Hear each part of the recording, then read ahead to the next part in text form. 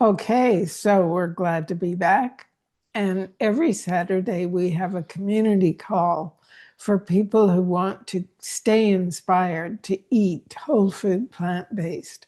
And we always play a video of a doctor that verifies the health reasons this is such a good way to live. And one that we love is Dr. Goldhammer. He's in charge of the True North Health Center in California and a real straight shooter. He tells it like it is. And we want to share one of his talks with you today. And I think you'll like it. I think you'll really gain some interesting information. Yeah, he's touching on something we've spoken about before, the pleasure trap, the dopamine cycle that gets going. But he just said it so well that we thought we would do it. And it's in the context of why we crave the wrong foods. Because it's one thing, this is how our business started, and we've shared this before. We help people restore their health with whole foods. And they often came to us being on a lot of meds. They wanted to get off the meds. They got off the meds. But sometimes we would see them later and they would be back on the meds. They would have gained the weight. They'd be having the problem again. It's like, scratch your head. Like, what happened? And it's like they went back to their old habits because of something that came up in their life, some stress. So we help people deal with that issue. But what really drives this craving for the other foods, particularly when we're under stress, is what Dr. Goldhammer is talking about, the pleasure trap, this dopamine cycle. So we thought we'd share that and let the expert tell the story. Great. So, okay, let's get the share on. The pleasure trap. Here we are. I've noticed that in practicing for the last 40 years that people keep getting fatter and sicker. And I think I understand why. It turns out that there's a hidden force at play. And that force is undermining people's ability to be healthy and to be happy. And it's largely unrecognized. And we call that force the pleasure trap because it involves the artificial stimulation of dopamine in the brain. Dopamine is the neurochemical associated with pleasure. So the more dopamine your brain secretes, the more pleasure or the more intense the pleasure that you experience is. And, this system of the brain rewarding the body when the body engages in behaviors that favor survival and reproduction has worked out quite well for humans and all the other animals that we share the planet with.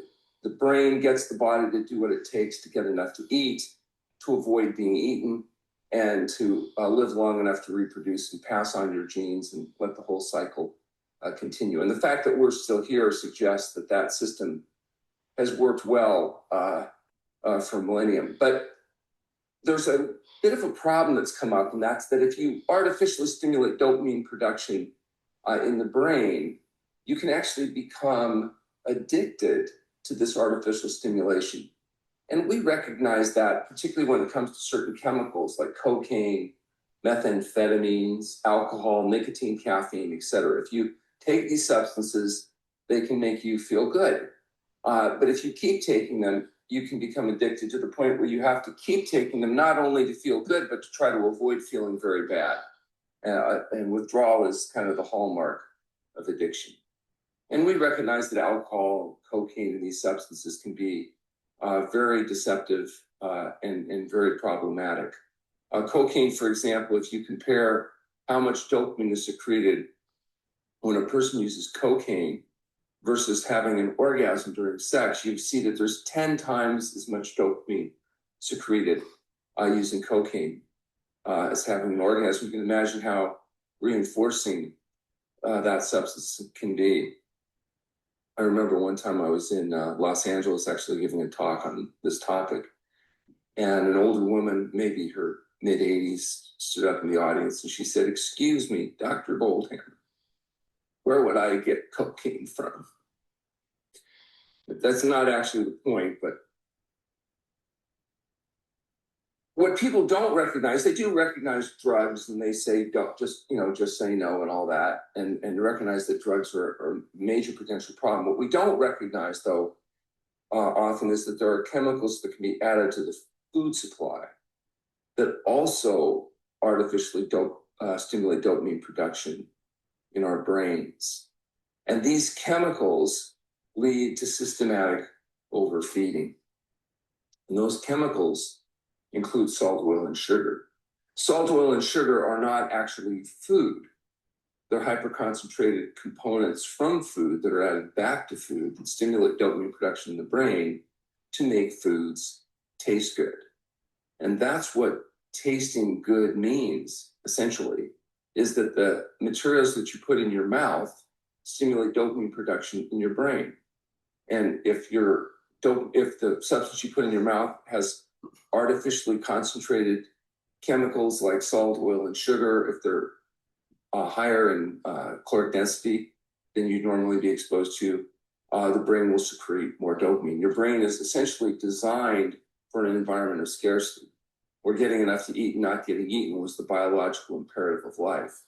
And so the higher the caloric density of a food, the more valuable your brain feels, because in that environment of scarcity, the only people that survive were the few that managed to get enough to eat and not get eaten.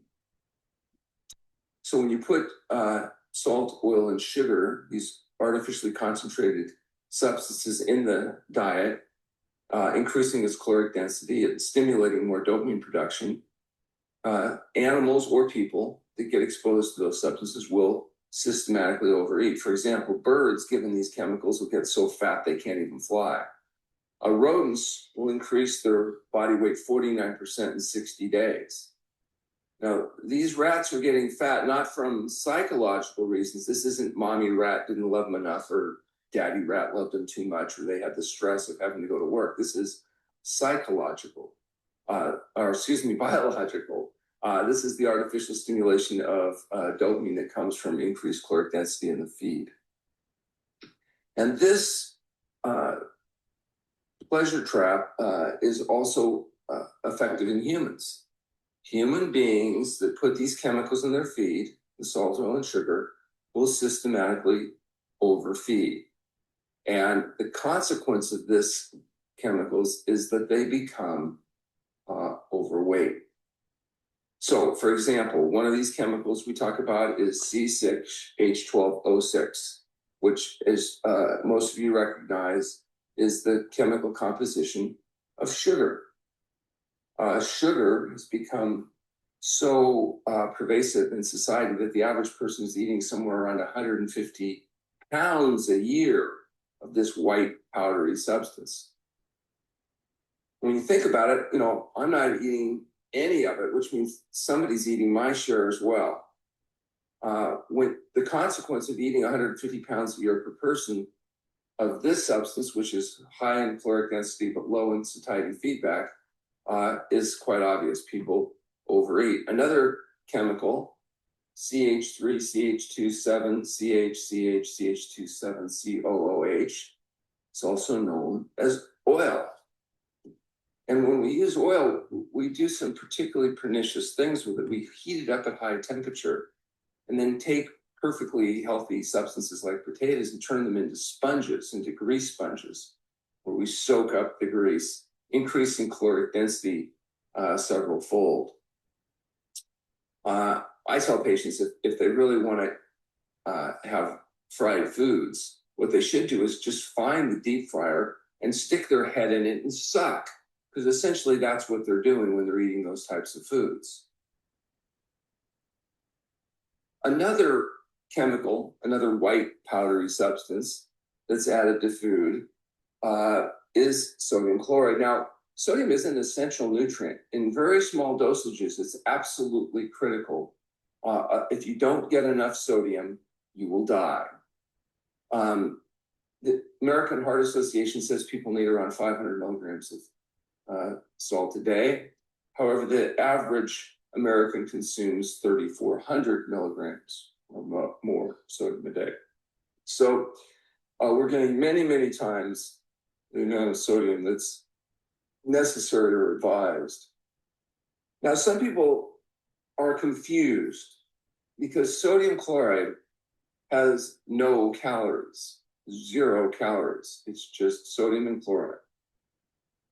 So people ask, how is it possible that something with no calories can make someone fat? And the reason is that amongst its many effects, sodium also stimulates what's called passive overeating. So, for example, if you ask a human to eat a substance, say potatoes, until they're full, they'll eat a certain amount of potatoes. If you take that same person and give them potatoes that are salted, they will eat more potato before they reach satiety or before they feel full. And people say, well, of course, because it makes it taste better. And that's absolutely true. It makes it taste better. And that's what tasting better means, is that the chemical stimulates more dopamine production in the brain, more pleasure. People will eat more before they naturally feel full. So that type of passive overeating results in consistently higher caloric intake than it would be if they were eating the whole natural foods without this chemical stimulation. Now, sodium also has a number of other properties which are detrimental. For one thing, if you think about it, sodium is a toxin in higher concentrations. In fact, if you take a tablespoon, it can act as an emetic. A larger quantity can actually at some point be fatal. So when you take more sodium than you need, the body will protect you to some degree from the effect of that sodium. One thing it does is it can bind it with calcium, which may be why people on high salt diets have higher incidence of osteoporosis. It also increases blood volume as the body holds more fluid to neutralize and keep things in appropriate proportion. And that increased blood volume increases blood pressure. And a significant percentage of people with high blood pressure or hypertension are what we call salt sensitive, that they're even better at holding salt than somebody else. And as a consequence, they're more vulnerable to the effects of high sodium intake as far as compromising their health. So in addition to making people fat, excess salt can also contribute to osteoporosis and also to high blood pressure and many other conditions, not the least of which involves the gut microbiome. So if you think about the fact is that we live synergistically with organisms like bacteria and fungi and viruses and different other animalcules. In fact, if you take a human being and you separate it into human cells versus non-human cells, things like bacteria and fungi, etc., there's actually more non-human cells making up the body than human cells. And you live, hopefully, in balance with these organisms, and they're an important part of your survival. So there you have it. Fascinating. I just thought he did a great job I did too. of explaining that. And what really strikes home for me is I realized when I had a mini stroke that I was eating a lot of salt in a very healthy whole food plant-based diet and also some oil.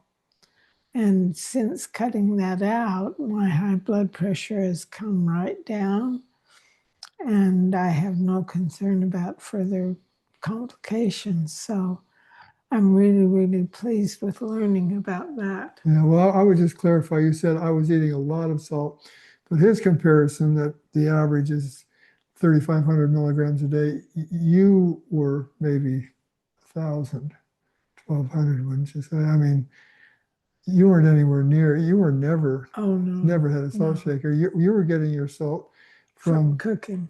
Yeah. I added it to the food that we cooked. Yeah. I know. No, I'd say it was more than 1,500 Oh, I think actually. so. Yeah, I do. Yeah, it's definitely down now. Yeah. It's made a difference. Yeah, what I liked about it was how he kind of pointed out there's this hidden force that's driving this craving for the wrong foods because of this cycle I always thought that if I like an apricot, say, and I say, oh, that tastes so good, I thought what made it taste good was the way the taste hit my tongue. I associated, the taste of an apricot is unique. That's what tastes good. What he's pointing out is that the good part of the taste is that when I eat this apricot, it stimulates more dopamine. So it's the dopamine, the feel good hormone that's created in our brain when I eat an apricot because of the caloric density, not because of that unique apricot taste. Yeah. But I associate the good feeling with the taste, so I go after more apricots, which served us when we were in an environment of scarcity. But we're not now. So it's like I can go in the fridge and take a handful of sunflower seeds and go woof like that, and I get all these calories. That, oh man, that tasted good. That felt good. But in the environment we evolved in, to have to find the sunflowers, take the seeds, shell them, and get one little thing, it would take me all day to get a handful of seeds.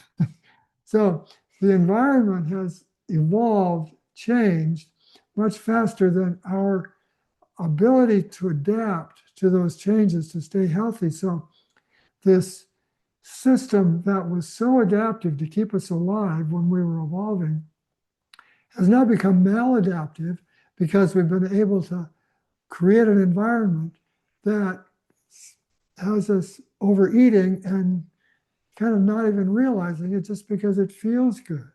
True. Yeah. So it's a tricky one. Recipe.